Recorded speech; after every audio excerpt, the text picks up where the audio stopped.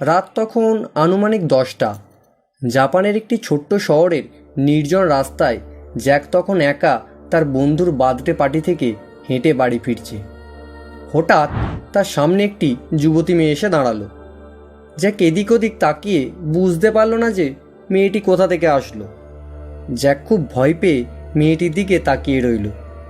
মেয়েটির অর্ধেক মুখ একটি মাস্ক দ্বারা আবৃত ছিল। জ্যাক জিজ্ঞাসা করল, কে আপনি? কি করবে জেনে? শুধু এটা বলো, আমি কি সুন্দরী? জ্যাক কিছুই বুঝতে পারে না। সে বলল, হ্যাঁ, আপনি অনেক সুন্দরী। হ্যাঁ শুনতেই মেয়েটি তার মুখের মাস্কটি খুলে ফেলল। সাথে সাথে জ্যাক একটি ভয়ার্ত চিৎকার দিয়ে উঠল।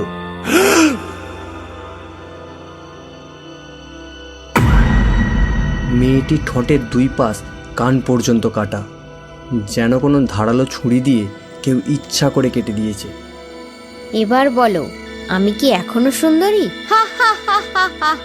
জ্যাক পুরোপুরি ঘাবড়ে যায় আর একদম ঘরমাক্ত হয়ে যায়। আমি কি এখনো সুন্দরী? যদি আমি না বলি, এ তো তাহলে আমাকে মেরে ফেলবে। হ্যাঁই বলে দি। হ্যাঁ।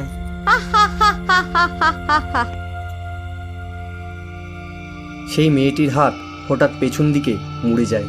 সে একটা বড় কাঁচি দিয়ে হঠাৎ জ্যাককে আক্রমণ করে, যাতে করে জ্যাকের মুখও ওই মেয়েটির মতো একদম ঠোঁট থেকে অনেকটা কেটে যায়। জ্যাকের মুখ থেকে রক্ত বেরোতে থাকে। সে নিচে পড়ে যায় আর ছটপট করতে থাকে। মেয়েটি জোরে জোরে হাসতে থাকে আর হঠাৎ অদৃশ্য হয়ে যায়।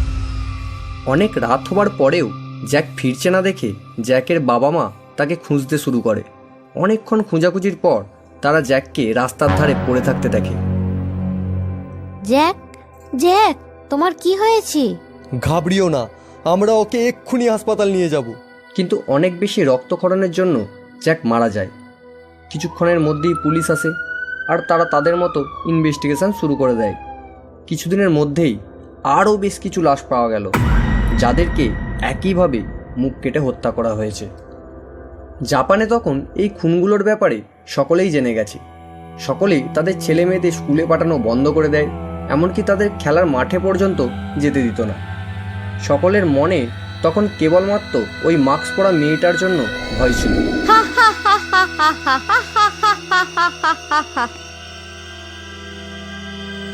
পুলিশ বিভিন্ন লোকজনের কাছ থেকে জানতে পারে যে মেয়েটি একটি মাস্ক পরে নির্জন রাস্তায় ঘুরে বেড়ায় এবং অনেকেই তার হাতে একটি ধারালো কাঁচি দেখতে পেয়েছে। পুলিশ এরপর যে বিষয়টি জানতে পারে তাতে তারা একেবারেই হতভম্ব হয়ে যায়। মেয়েটি আসলে কোনো মানুষই নয়, সে একটি আত্মা।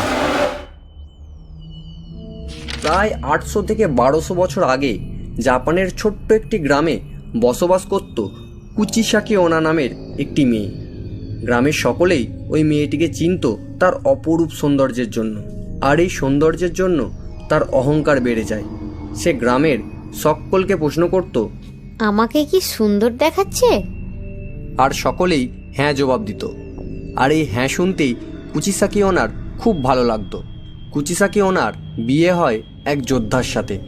বিয়ের কিছু বছর পর একটা যুদ্ধের জন্য কুচিসাকি ওনার স্বামীকে যেতে হয়েছিল। কুচিসাকি ওনার স্বামী দীর্ঘদিন ধরে যুদ্ধে ব্যস্ত ছিল। প্রথম দিকে সে কুচিসাকির চিঠি পেত, কিন্তু ধীরে ধীরে সেই চিঠি আসাও বন্ধ হয়ে গেল। ওদিকে কুচিসাকি ব্যভিচারের সব সীমা পার করে দিয়েছিল আর অন্য পুরুষদের সাথে সম্পর্ক স্থাপন করেছিল। আর এদিকে তার স্বামী খুব চিন্তিত থাকত। তাকে তার এক বন্ধু চিঠি লিখে কুচিসাকির সম্বন্ধে সব কিছু জানিয়ে দেয়। না না, তুমি আমার সাথে এটা করতে পারো না, তুমি শুধু আমার।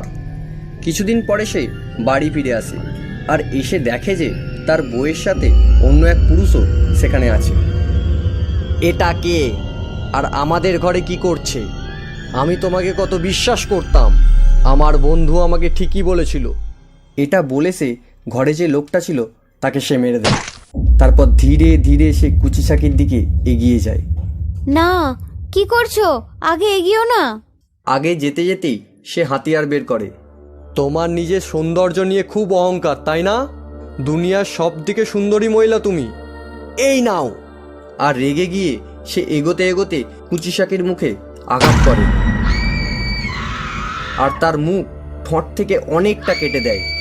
মুখ থেকে রক্ত ঝরতে থাকে আর কুচিশাকিও না কাতরাতে থাকে।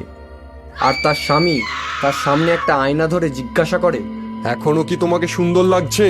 প্রচুর পরিমাণে রক্তক্ষরণের কারণে সেখানে তার মৃত্যু হয়। এখানেই শেষ হতে পারত কুচিশাকি ওনার কাহিনী, কিন্তু 1910 সালের দিকে জাপানের নির্জন রাস্তায় দেখা যায় কুচিশাকি ওনার ভাবটাকে।